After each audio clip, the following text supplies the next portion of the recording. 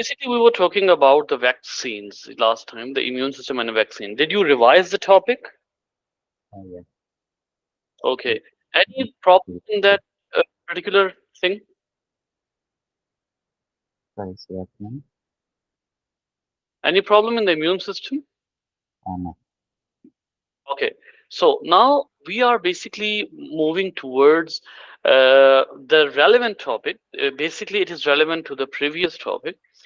That basically is the types of immunity that I told I was about to tell you in the previous week that that basically the types of immunity according to the involvement of the body, but I skipped it. Why did I skip it? Because I wanted to tell you about the vaccines. So we were very clear about the vaccines. Now we can talk about the types of vaccines on the basis of body involvement. What is the meaning of body involvement? Obviously, body involvement would means that in some types of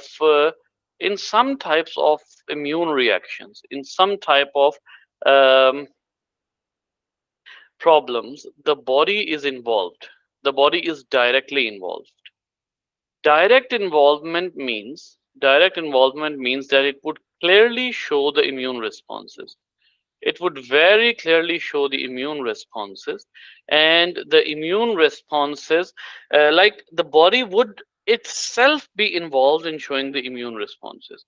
And then there is another type of um, another type of immunity in which body is not directly involved. It is indirectly, it is involved, but indirectly.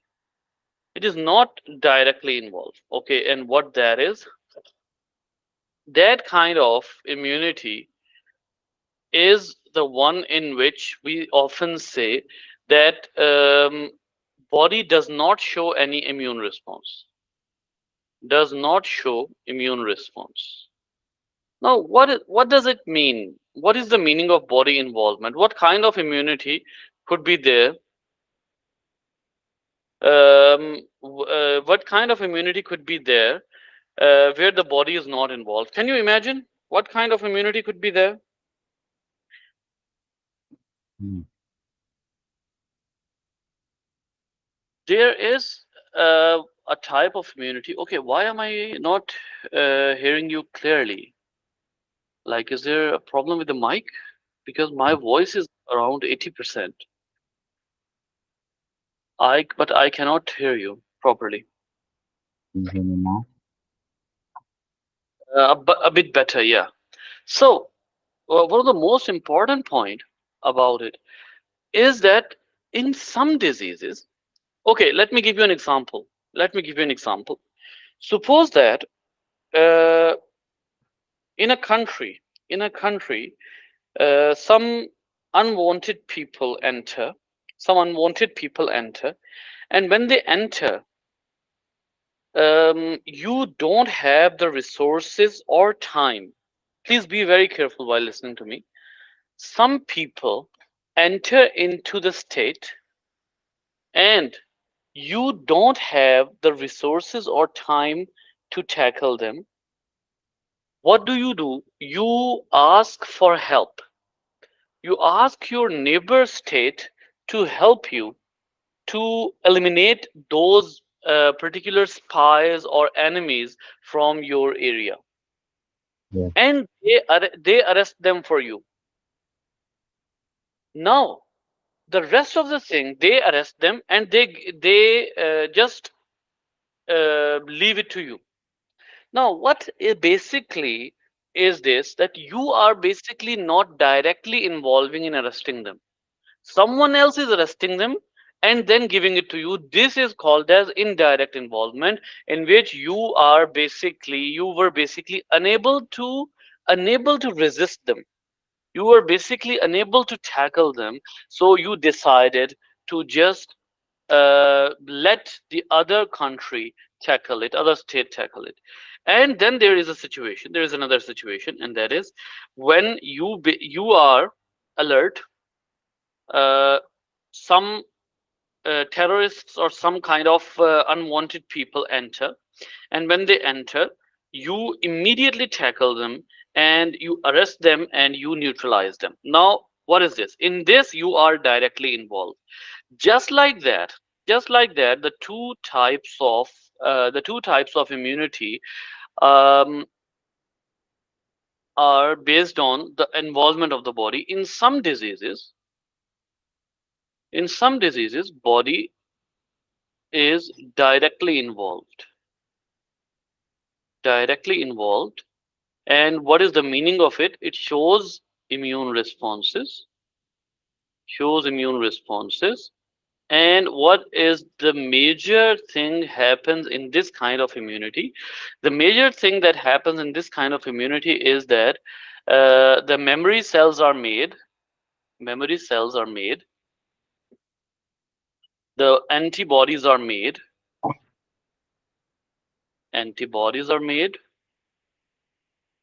and you are basically immuned.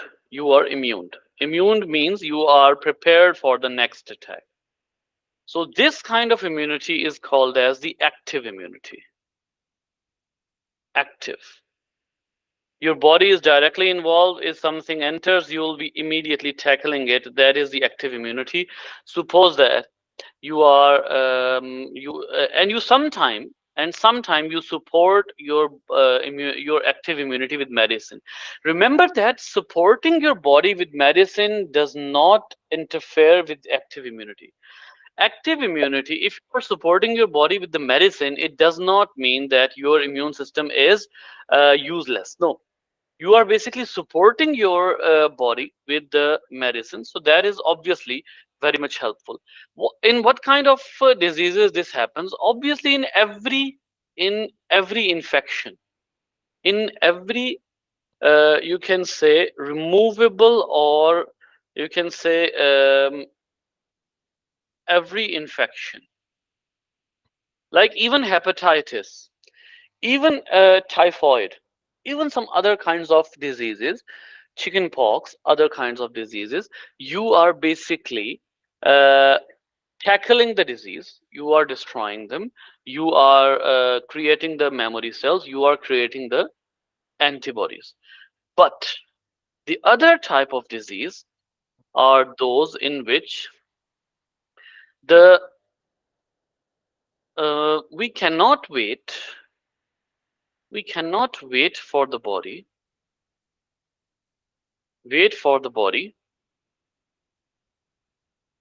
we cannot wait for the body uh, to show immune response. Why we cannot wait for the body? Because always remember that immune response is delayed. This is the key point that I told you previously, that uh, immune response always takes time. It takes 4 to 10 days. But in some diseases, you cannot give the disease time. We cannot wait for the body to show immune response. We antibodies externally. Provide antibodies externally. Now, when we provide antibodies externally, they arrest, they arrest or seize the pathogen, or I must say, seize the antigen for us, and then phagocytes kill them. Phagocytes kill them. So now, isn't it resembling with the example in which I told you that when you are unable to tackle the enemies entering into your state or country, you ask the allies to help you? Yeah. It is resembling with that example. So basically, you are being provided with the antibodies from external sources. So that is in these, you cannot wait. We cannot wait for incubation period. Incubation period is the time in which that particular organism would have to that particular organism would have to would be spreading. It would complete its spreading. That is called as incubation period. So in what kinds of diseases it happens? It happens in the tetanus. It happens in the what I must say. It happens in the tetanus. It happens in the snake poison. Yeah, it happens in the snake poison. It happens in the rabies. So in these kinds of diseases, we cannot wait for the body to react. So we immediately remove the we immediately add the antibodies, and in this case, the antibody solution that we provide is called as antiserum. It is called as antiserum. So we provide the people with the antiserum so that they do not, their body does not, if their body does not respond to the infection, then at least the infection does not spread. That is the point. All right. Any problem here? No. Very good. Okay, so this was about the active and this kind of immunity is called as the passive immunity. So if we look at this, the clear difference between the active and passive immunity is that in passive immunity there is no immune response, which typically means no memory cells and no antibodies, and it is quick. It is quicker. So these are the differences that might be asked from you in the exam, that you should be aware of. And these differences you must be aware of. Okay, so next.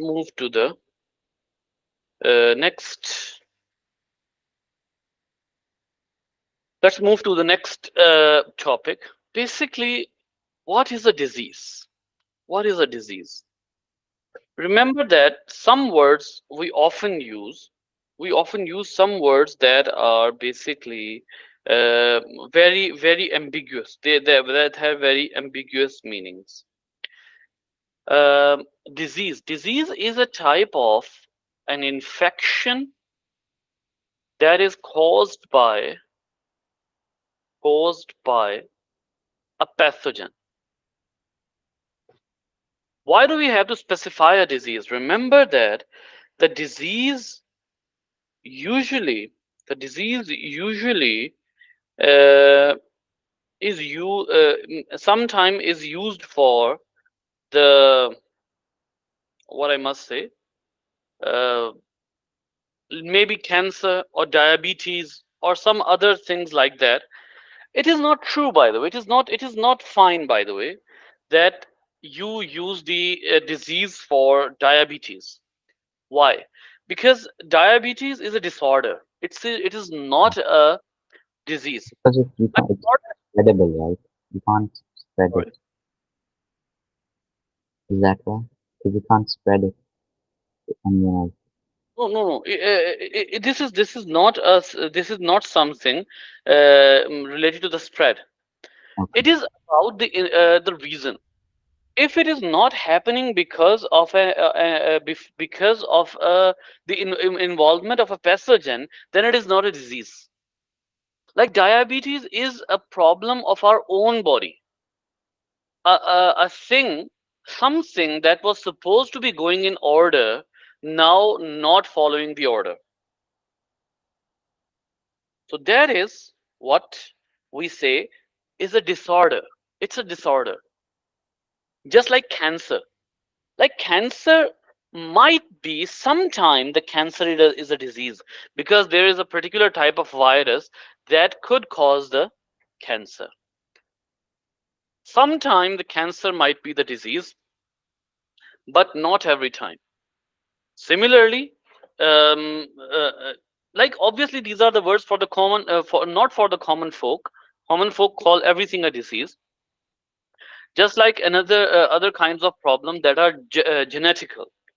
Now those are called as congenital disorder, or maybe the disorders which are existing since birth. So these are disorders. Something that was supposed to be going in order, now not following the order, is a disorder. So disease have to be occurring due to a pathogen. Okay, next. Now, along with the disease, it means that uh, it is always associated with a pathogen.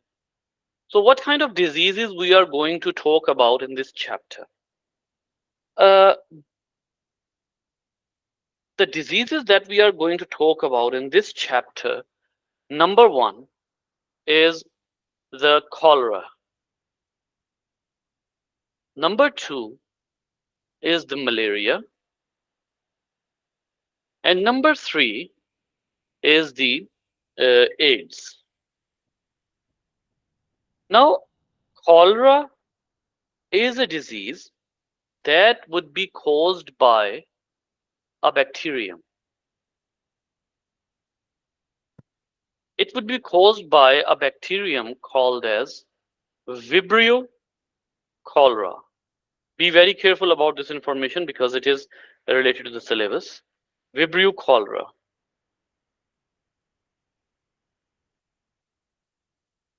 So you can say a causative agent or the pathogen.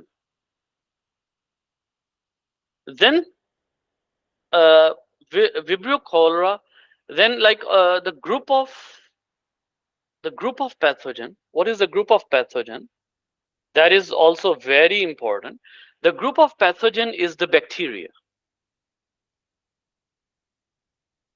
Next, malaria. Malaria is caused by an organism called as Plasmodium. And the group is Protoctista.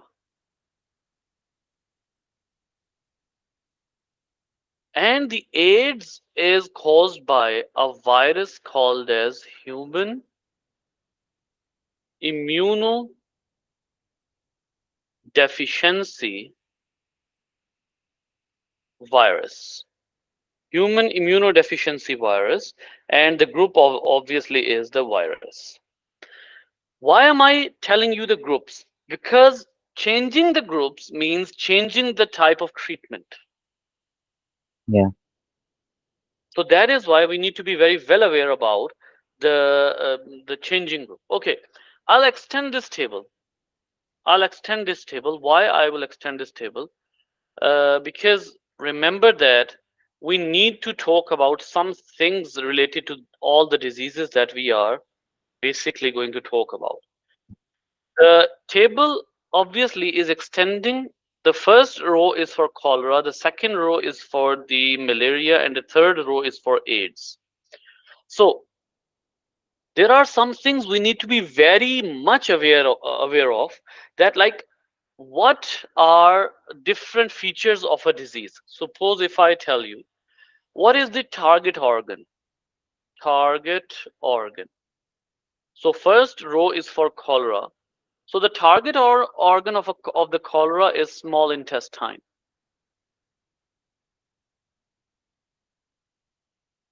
The target organ of malaria, it's basically the red blood cells.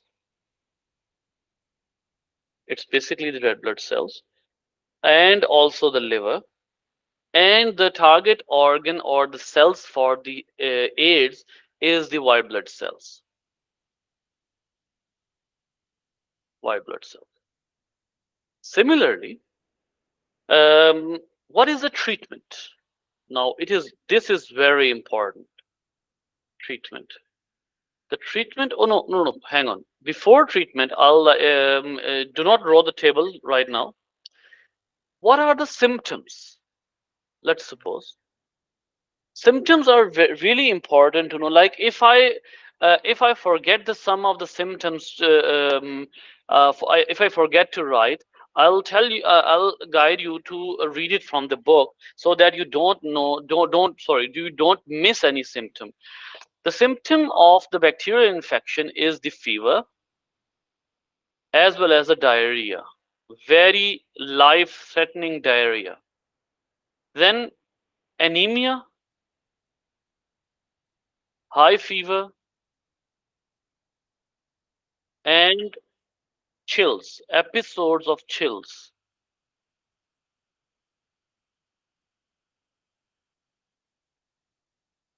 episodes of chills. These are three different symptoms.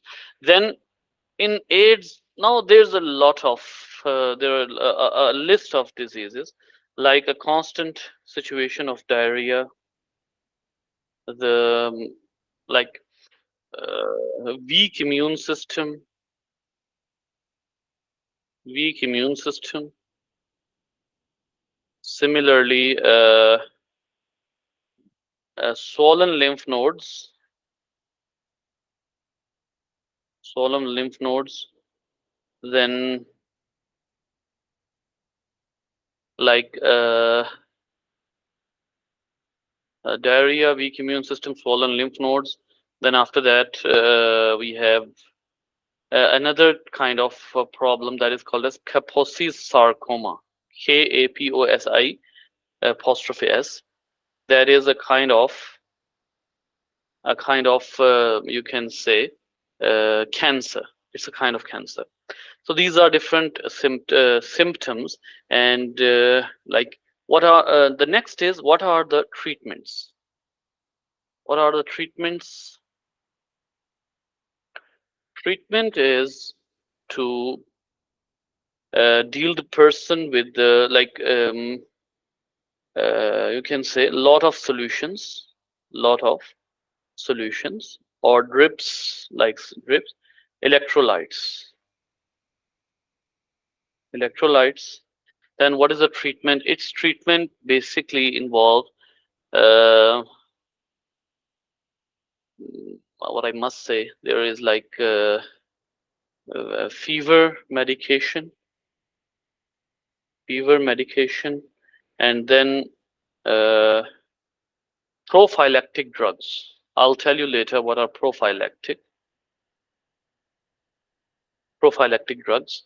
And its treatment is to provide the body with interferon proteins, INTER, INTERFERON. Interferon are basically antiviral proteins. Antiviral proteins. Now, what is the cure? Its cure is antibiotic. Antibiotic. It's the malaria can be treated with the as I have said, prophylactic drugs. Prophylactic drugs. And then there is no cure for it. No cure for AIDS. Simply no. Like just like two alphabets, NO. That is the answer to the cure of AIDS. Then there is another particular, you can say, column I'll draw here. Prevention. Very important to know. Like the prevention of the cholera is very simple. The hygienic treatment, hygienic, you can say lifestyle, lifestyle, and along with this, you can say um, clean water,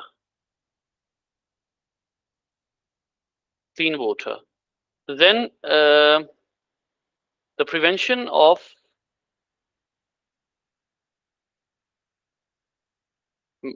prevention from malaria is methods of avoiding mosquito,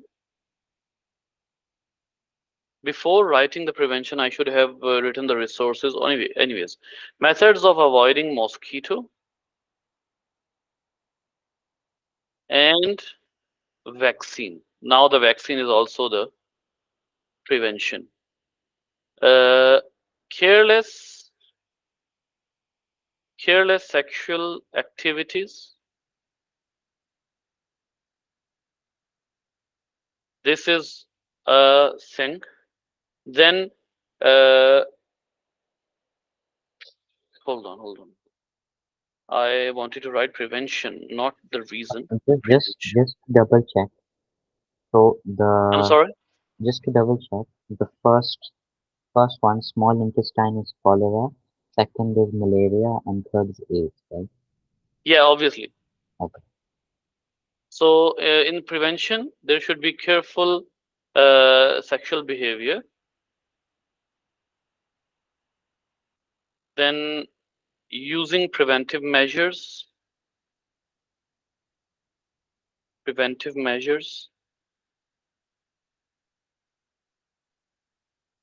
and then there is another. I would go to the lower column, lower row. There is another. Mm, yeah, avoiding avoiding careless medical treatment, like using the syringes again, using the used syringes.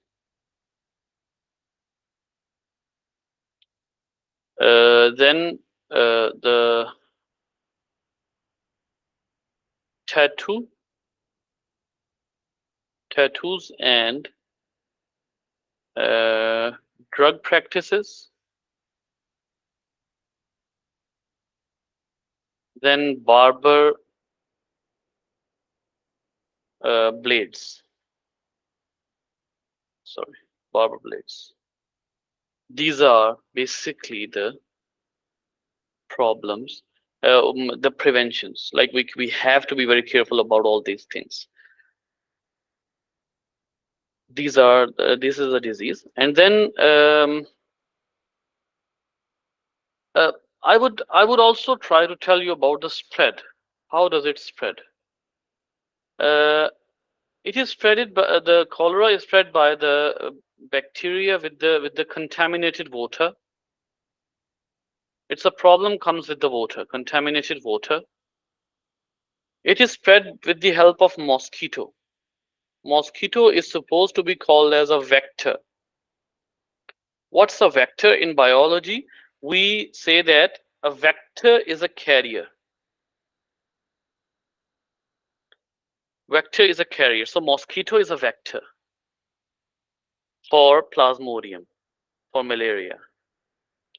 And the last thing, spread is opposite to preventions. I would say, just imagine what is the prevention is basically the cause of spread. Oh, sorry, what is the opposite of prevention is basically the cause of spread. You getting it? Yes. Hmm.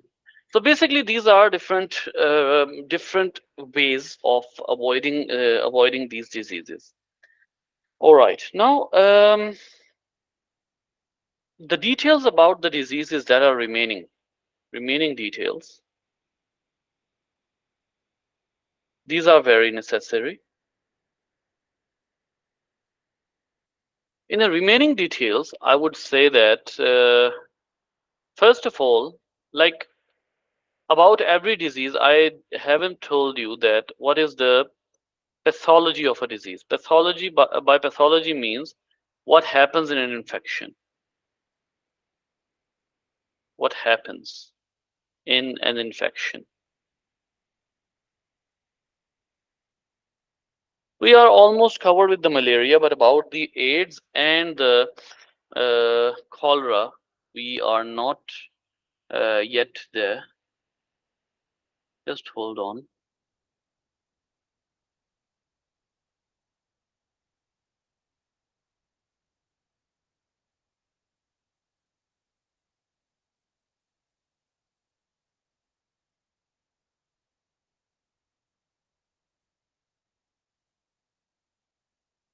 Cholera.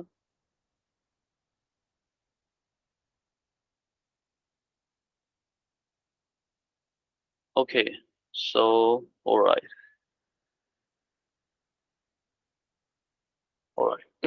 Basically, we are going to deal literally with the cholera only. The malaria is in chapters that are coming after. So first of all, what happens in the cholera? As I have told you already, that the cholera is the cholera is the type of disease that is caused by the bacterium Vibrio cholera, and its treatment is the antibiotic, and it is caused by contaminated water. So basically, what happens is the real question of today's problem. Now, uh, let's see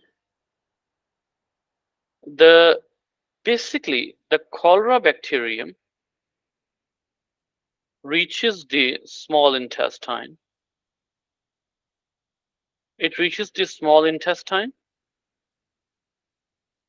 and colonize there. It colonizes there. The the cholera it spreads or releases the toxin called as collagen collagen into the small intestine. The epithelial cells, the epithelial cells, under the influence of under the influence of toxin, start releasing the toroidines into small intestinal lumen, causing the water potential to drop drastically.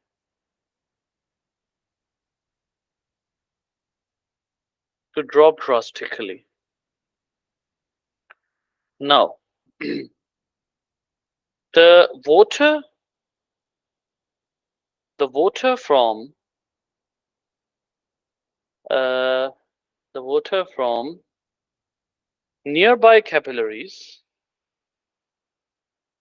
nearby capillary blood plasma uh, enters into the intestinal lumen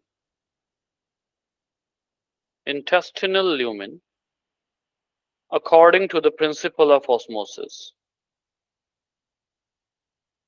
The principle of osmosis. What is the principle of osmosis? High water potential, failure water potential. So it means that the water potential of the water potential of the small intestine has fallen so much that it is lower than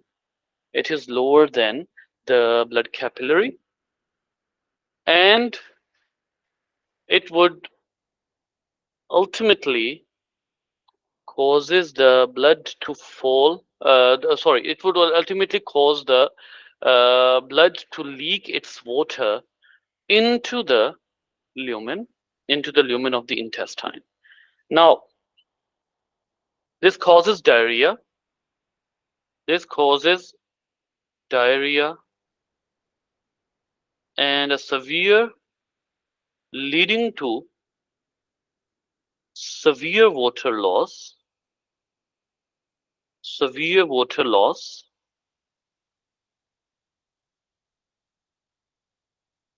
uh, dehydration, and if not treated, death.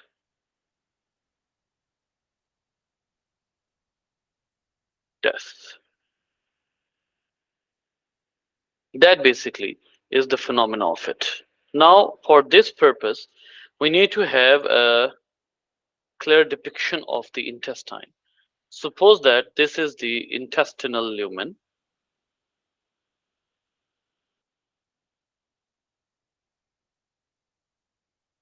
This is the intestinal lumen, and the bacterium.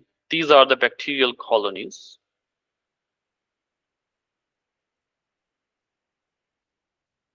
and these are the cells of intestine.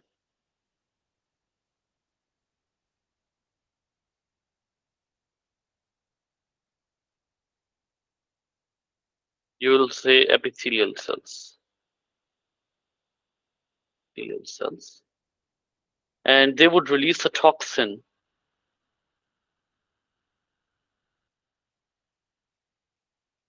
This is a toxin causing the epithelial cells to release a lot of chloride ions. And we have already established a fact that there are nearby capillaries. Suppose this is a capillary. So the water from the capillary would leave the plasma and enter eventually into the intestinal lumen, leading to a diarrhea. So that basically is the idea of the intestine, or you can say the cholera disease. Is it clear? Yes, it's good. I would like you to read this again. Read the phenomena and try matching it with the diagram that we have made. Open the Jamboard and do it.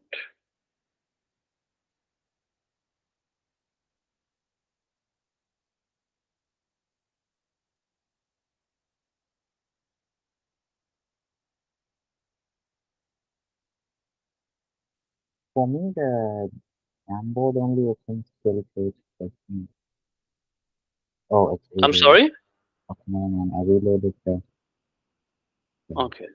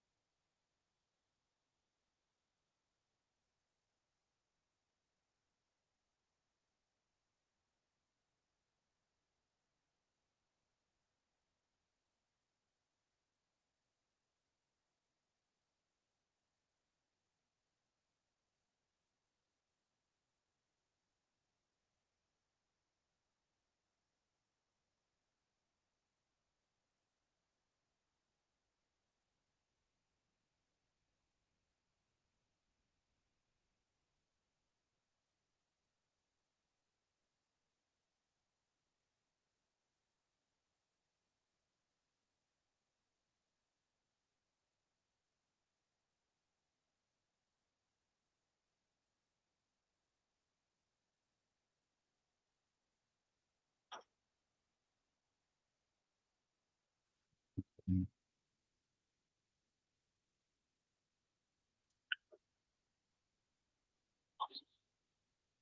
hello, Yeah. I'm done. Done? Yeah. Okay. So let's try finding out the literal diagram of the cholera disease, because I also want to find some of the other topics from the book. So health and disease, antibodies, breathing, excretion. No, where is it? Health and disease, preventing disease, safe food, combating infection, blood and defense against diseases, antibodies, respiration.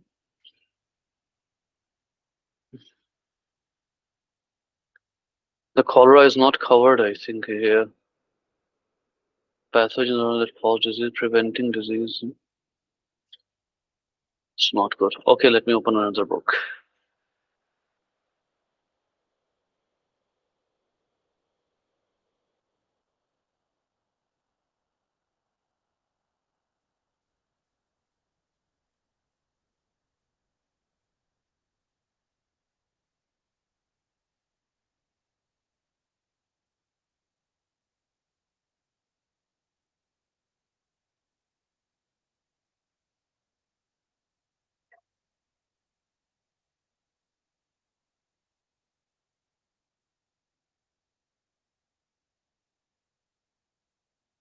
Hmm.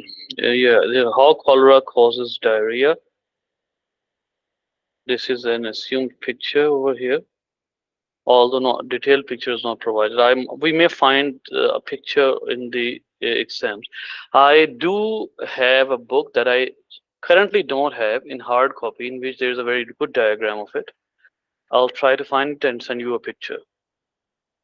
So, anyways, the important part is that when you see in this, when you see the syllabus, you will find that um, explain the importance in the following importance of the following in controlling the spread and disease: clean water supply, hygienic food preparation, good personal hygiene, waste disposal, and sewage treatment. All these things are very much general knowledge, very much general knowledge, and discussing it in the class are literally like I assume it a waste of time, because it's literal general knowledge, very clearly.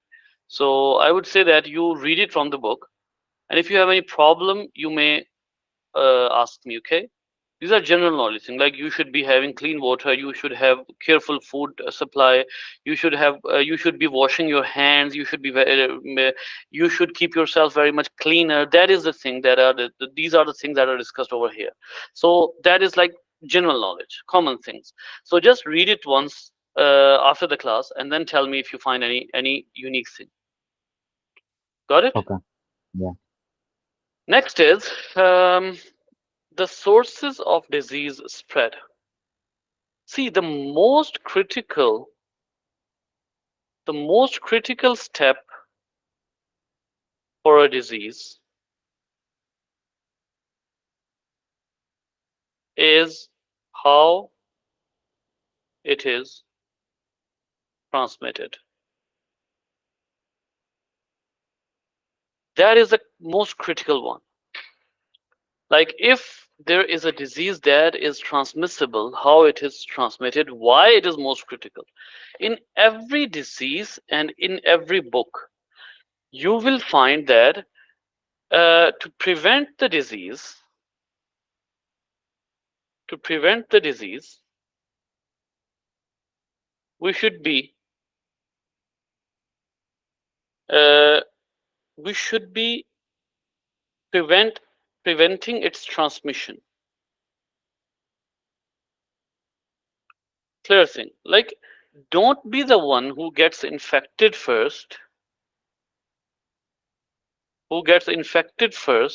and then uh, try to cure itself. No, this is not the way.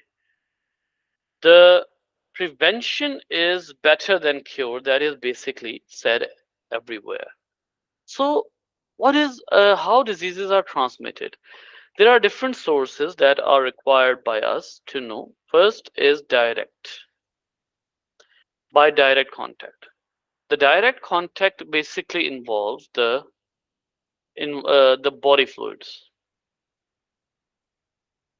Direct contact, the body fluids. And in body fluids, we have like, you can say, saliva is the first. Like, sneezing and coughing is the biggest source of salivary transfer. So the organism can be easily transported from one person to another.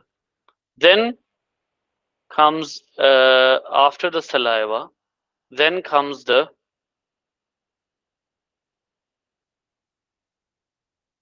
uh, blood,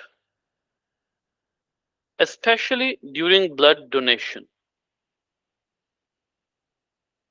During blood donation, during blood donation, it happens many times. Blood transported from one person, contaminated blood. That is another reason. Then comes the reproductive fluids. That is also a problem. So many diseases are transported through these sources. Coughing and sneezing is like it basically involves some of the flu-like things, flu-like diseases. Similarly, in the blood, you can even expect HIV to be transported, hepatitis, then like other different diseases. So these are different resources of those. Then comes the next disease, next HIV, syphilis. These things can be transported by reproductive fluid. This is a direct contact. Then comes the indirect contact. Indirect contact means that a pathogen is never transported from a person to another person in a direct way, like contaminated surfaces, food, animals, and air. Like contaminated surface, what is the meaning of it? Like you are in a hospital and you touch a surface where a germ might be there, or maybe you are using a laptop who is being used by a person suffering with a flu-like thing, or like some cold-like thing. So contaminated surface. Then an animal is involved, and basically just like malaria, these diseases you must know are called as zoonotic diseases. Diseases caused by the animal, transfer diseases transported from animal. Then comes, although this might be a little false, but it works this way. Then food. Maybe you are eating the food that is being like rotten, or that is being contaminated, or something like that. So that is another source of it. And then air. We have many problems with the contaminated air. It does not mean that you and another person are in the same room and you'll get the flu. No. Sometimes a disease is spread with the air outside. When you are walking on the road, you get that disease. There are many sources. So these are general ideas about the spread of the diseases, transmissions. So whatever is the case, we need to be very careful in preventing the transmission of the disease. Isolate the person who has got the disease, and treat the person well. That is the idea of controlling the disease transmission. Any question? Yeah. Okay. Okay. So now we are basically done with a few things. Let's mark them. This one, and this one. Let's talk about the next chapter in the time that we are provided. Drugs. Let's talk about the drugs. Okay. What idea do you have? I'm basically starting the topic of drugs because it is related to the immune system. Some of the drugs there are related to the immune system. So that is why.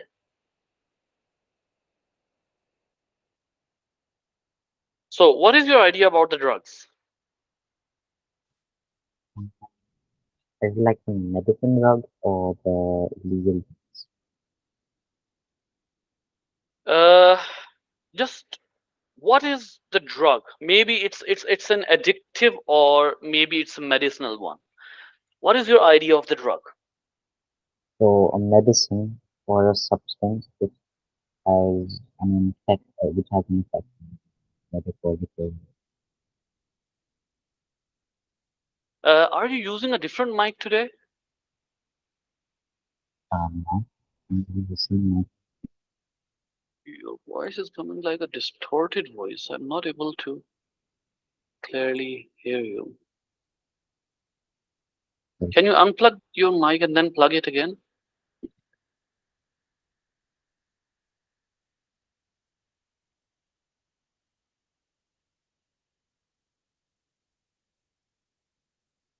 is it better now? Not much, but okay, it would work.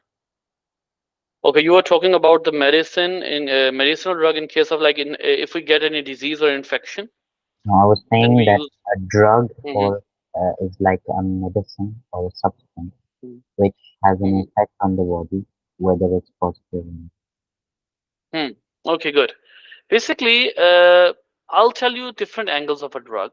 A drug is basically a chemical, a substance, if enters into the body, enters in the body, uh,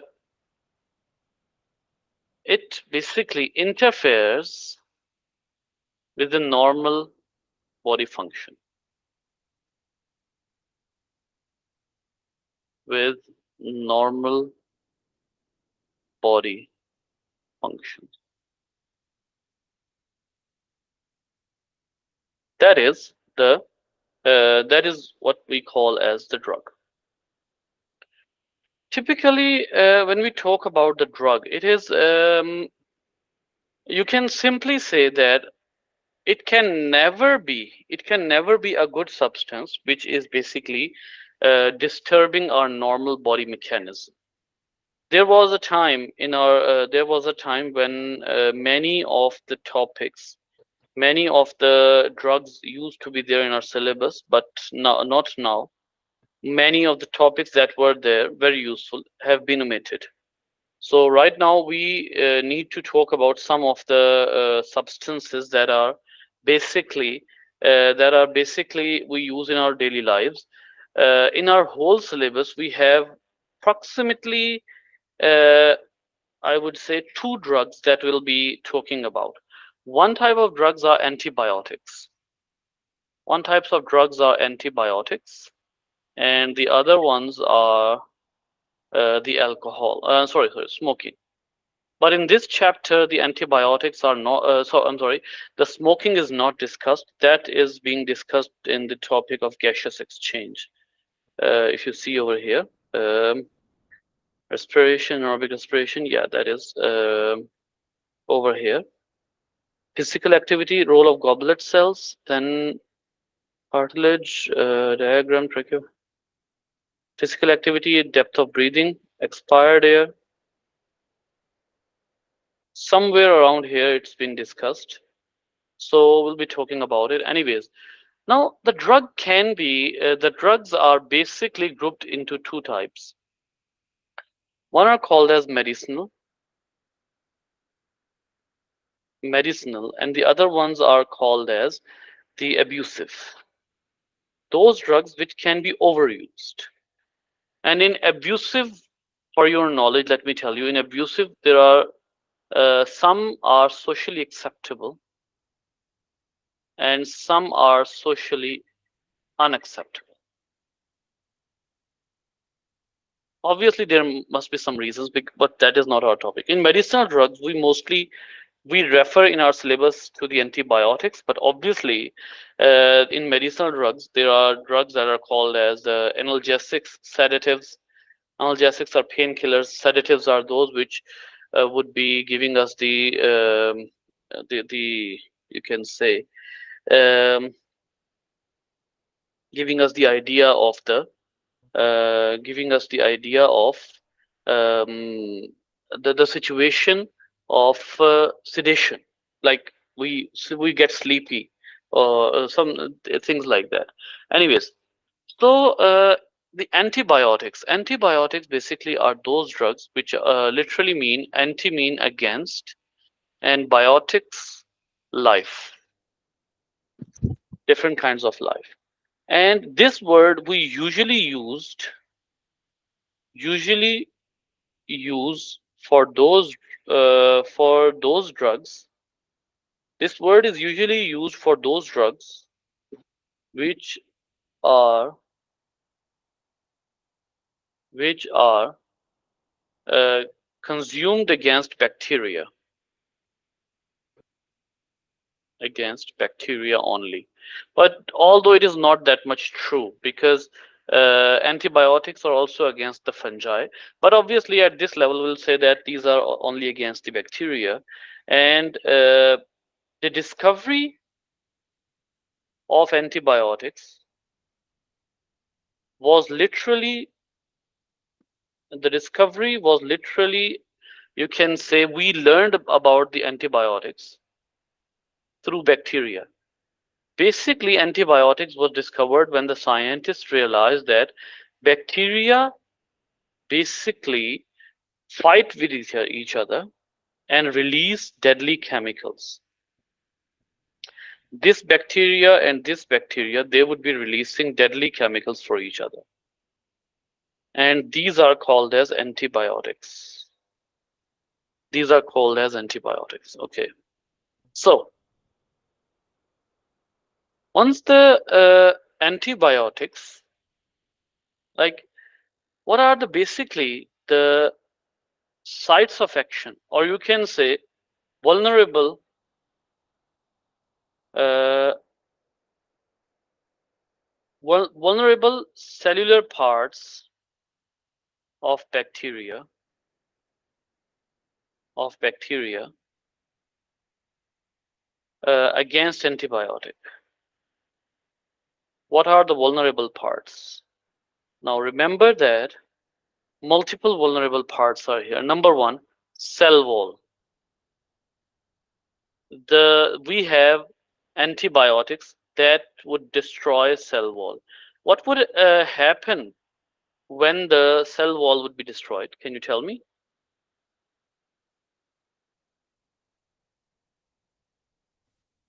Um,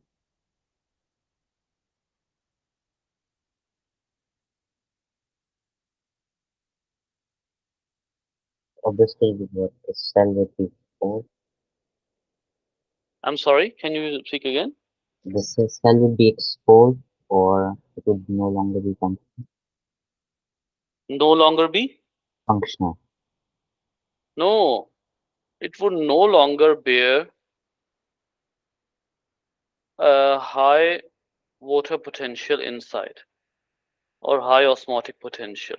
You remember the use of plant cell wall?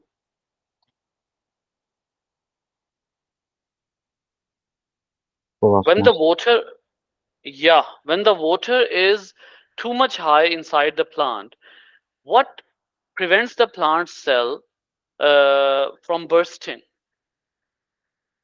The cell wall. Cell wall. The same purpose is served by the bacterial cell wall. The water pressure, the water potential, if increased inside the bacterial cell wall, inside the bacterial cell, the cell wall would prevent it. The cell wall would prevent it. But you must know that when the cell wall prevents it, it means that the cell wall is the, you can say, ticket of you can survival. When the antibiotic would break the bacterial cell wall, it means that the water would enter and the cell wall wouldn't be there to keep hold on the cell, and the cell would burst. Next, next is uh, cytoplasmic enzymes. Cytoplasmic enzymes are denatured by antibiotics, and there would be no activity inside the cell. No activity inside the cell. Then there is another action of antibiotic, and that is the DNA is destroyed. DNA sometimes is destroyed, or other times the DNA is locked. No activity is done from DNA. And one more is left, I guess. Yes, cell membrane. Cell membranes are dissolved. Cell membranes would be broken. So these antibiotics would literally kill the bacteria, and these are different types of actions, or you can say different types of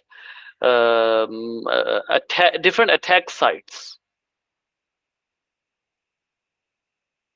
Different attack sites. Now, if you focus on the point, there is there is a very certain thing about the antibiotic.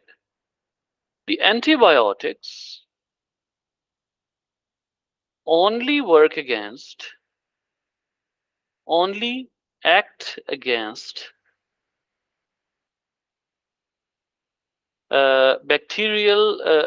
against cellular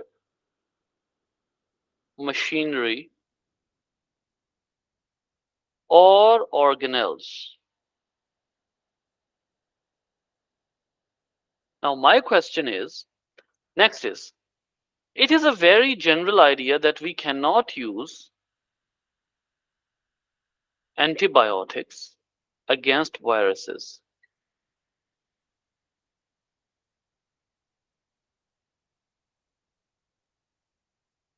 Why is that?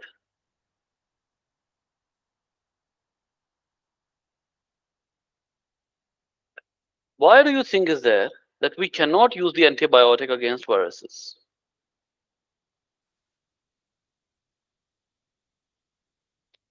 Mm,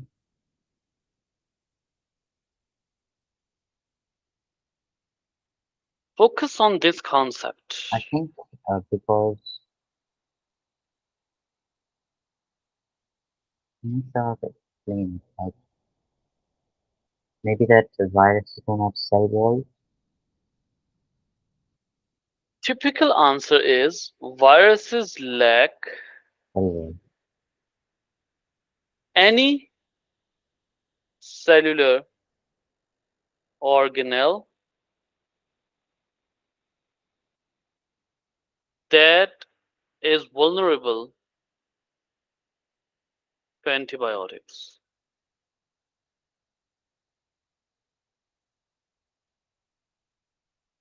That is why, like, if you cannot attack on something, why would you even attack on it? If you don't have a site to attack, why would you even attack on it?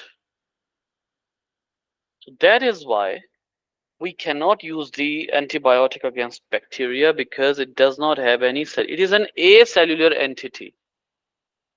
Acellular entity means that something that does not possess the cellular mechanisms or cellular machinery, cellular organelles, enzymes like us. This is the reason. So that is the main point. Okay, so let's